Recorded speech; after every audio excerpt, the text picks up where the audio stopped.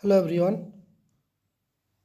আজকে current affairs সেশনটি খুবই গুরুত্বপূর্ণ এবং আজকে বেছে বেছে 9টি কারেন্ট অ্যাফেয়ার্স নিয়ে এসেছি। তোমরা ক্লাসটি একটু এনজয় করো। চলো let us begin hour today's current affairs session. দেখো প্রথম কোশ্চেন কী আছে, যে সম্প্রতি কে ইসিআই মিডিয়া পুরস্কারে ভূষিত হয়েছেন? সেটা দূরদর্শন, ঠিক আছে, দূরদর্শন।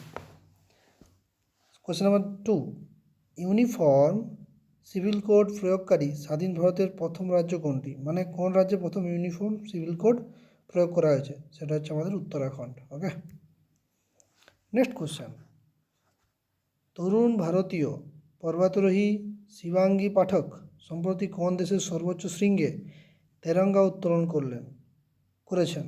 সেটা হচ্ছে অস্ট্রেলিয়া। ওকে, চলে যাওয়া যাক নেক্সট কোশ্চেনে। কোশ্চেন নাম্বার 4, টি-20 ক্রিকেটে আউট না হয়েই সবচেয়ে বেশি রান করার রেকর্ড কোন খেলোয়াড়ের আছে? তো আমরা বিভিন্ন প্লেয়ারের নাম জানি, তার মধ্যে অন্যতম হচ্ছেন তিলক বর্মা। সো তিলক বর্মা এমন একজন প্লেয়ার যিনি টি-20তে আউট না হয়ে সবচেয়ে বেশি রান করার রেকর্ড করেছেন। তাহলে Tilak Varma right answer. Question number 5, যে মিশেল মার্টিন সম্প্রতি কোন দেশের নতুন প্রধানমন্ত্রী নির্বাচিত হয়েছেন? দেখো উত্তর হচ্ছে আয়ারল্যান্ড। আয়ারল্যান্ডের প্রধানমন্ত্রী নির্বাচিত হয়েছেন Micheál Martin. Next question, question number 6, দেখো কি বলেছে, 2024 সালের আইসিসি পুরুষদের টি-20 দলের অধিনায়ক হিসেবে কাকে নির্বাচিত করা হয়েছে? মানে ইন্ডিয়ান টিমের, হ্যাঁ, সেটা হচ্ছে তোমাদের Rohit Sharma. Rohit Sharma is the right answer. চলো নেক্সট পেজে 9টা কোশ্চেনই আছে, তার মধ্যে 7 নম্বর কোশ্চেনটা দেখো কী বলেছে, যে কোন খেলোয়াড় আইসিসি পুরুষদের বর্ষসেরা টেস্ট ক্রিকেটারের খেতাব জিতেছেন? মানে টেস্ট ক্রিকেটের সবচেয়ে ভালো প্লেয়ার কাকে নির্বাচিত করা হয়েছে? তিনি হচ্ছেন জাসপ্রীত বুমরা, রেড বোলার ভারতের।